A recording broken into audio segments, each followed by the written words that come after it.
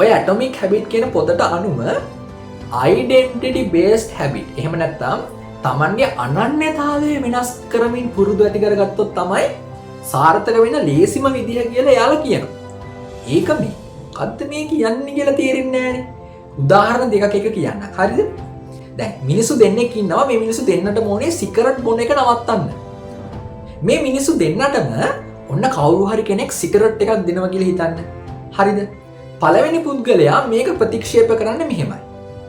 මම සිගරට් බොන එක නවත්තන්න ඉන්නේ ඒ නිසා මට එපා. දෙවැනි පුද්ගලයා හිතන්නේ මෙහෙමයි.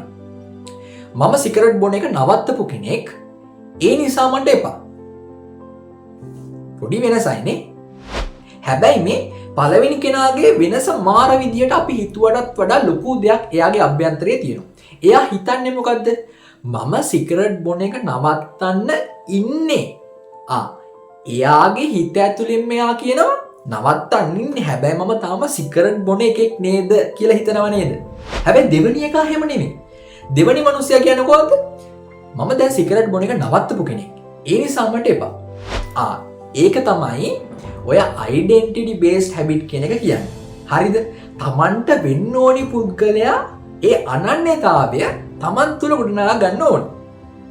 ඒක හරියට පොතක් ලියන්න ඕනි කෙනෙක් නම් අද දවස ඇතුළත එක පිටුවේ ලියන්නේ. හැබැයි ඔයා හිතන්න ඕනි මම තමයි පොත ලියපු ලේඛකයා කියලා. හරිද?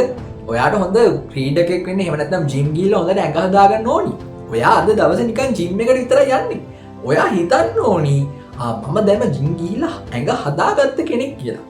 අර ඒක තමන්ගේ අනන්‍යතාවය වෙනස් කිරීම තුලින් ඕනිම කෙනෙක්ට තමන් මේ ඉන්න මට්ටමට වඩා වෙනස් මට්ටමකට යන්න පුළුවන් කියන එක පොතේදී කියනවා.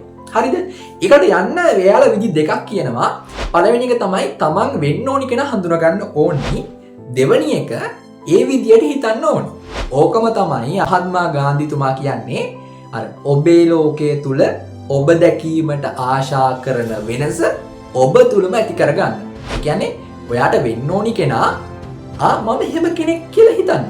ඒක තමයි ඔය ඇටොමික් හැබිට් කියන පොතේ එක තැනක කියන්නේ මේ ඔයාගේ අනන්‍යතාවය මත ඔයාගේ හැකියාවන් ගොඩනගා ගන්න. හරිද? එතකොට දැන් හිතන්න මේ අද මේ පාඩමේ මේ පොඩි